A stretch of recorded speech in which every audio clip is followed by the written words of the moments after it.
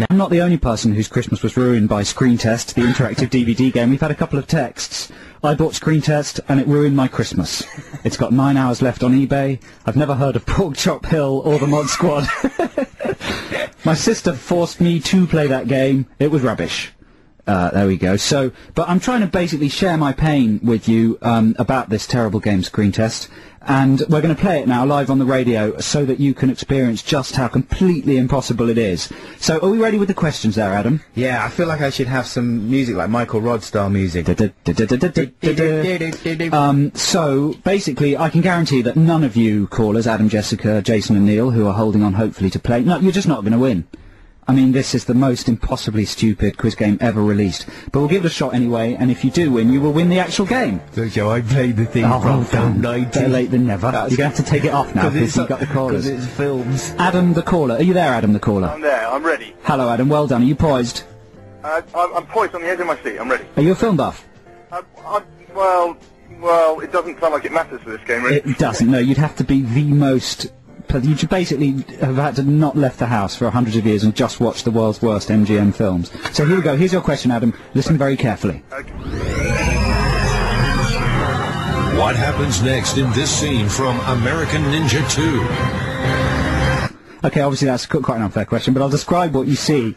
You see a motorboat, and you see the hero of American Ninja 2, and he's fiddling with wires under the dashboard of the motorboat. It's a very brief glimpse. He's fiddling with the wires under the steering wheel of the motorboat. So what happens next, do you think, Adam?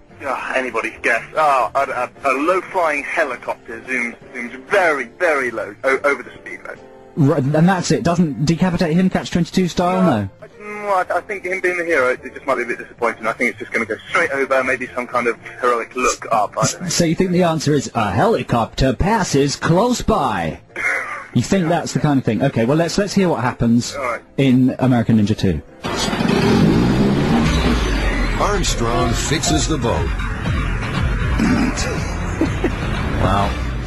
No one could have seen that coming. You see, Adam?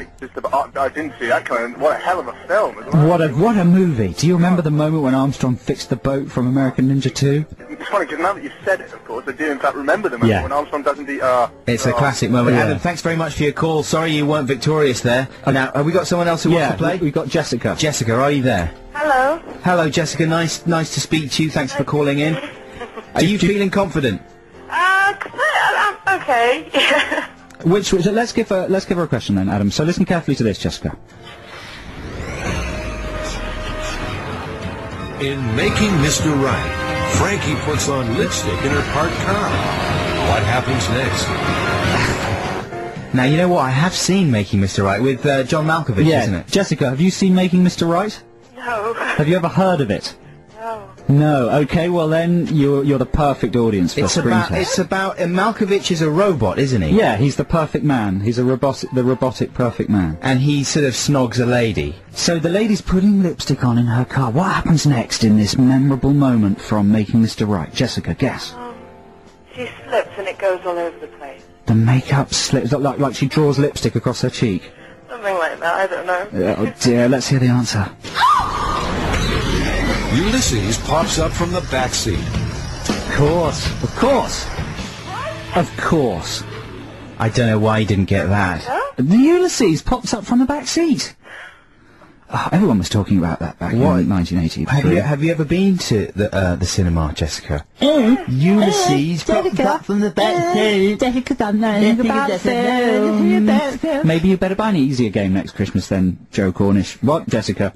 Jessica, thanks so much for calling. That's a good thing, because we're being silly. Jessica, thanks so much for calling. And one more reminder, Ulysses pops up from the back. Everyone knows that. Let's see if we can get someone who knows something about films. Jason, are you there? I'm here. Okay, Jason, come on. Are you going to do this? Are you going to answer this question correctly? Well, I was confident before, but I don't know about it now. Jason, are you drunk? I'll take that as a yes. He's happy, drunk on happiness. Jason, let's hear Jason's question. Listen carefully, here comes your question. You got 72 hours.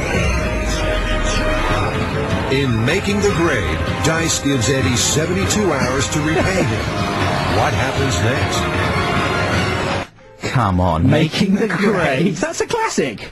Dice gives Eddie 72 hours to repay him. What happens next? Jason. What idea? Have a guess. Dice, Eddie. 72 hours. Making the grade. Screen test, commercially available, $21.99. Have a guess, All Jason. my mates. Anything. New Year's Eve. He's taken his own life. Jason's died. He's died. He's through died on boredom air. and annoyance. That's incredible. Let's give him his answer. Are we the first radio show to take a life during a quiz? Yeah, certainly, Wow. to have a live suicide. Here's the answer. Learn while you learn, boys. Eddie starts a craps game with his dorm mates. Why bother, eh? Should we do Jason, one more? Because we do have one more caller. Jason, did you hear that answer? Barely.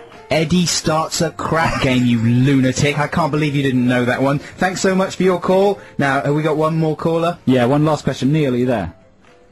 Neil? Hello, Neil. Hello. You alright?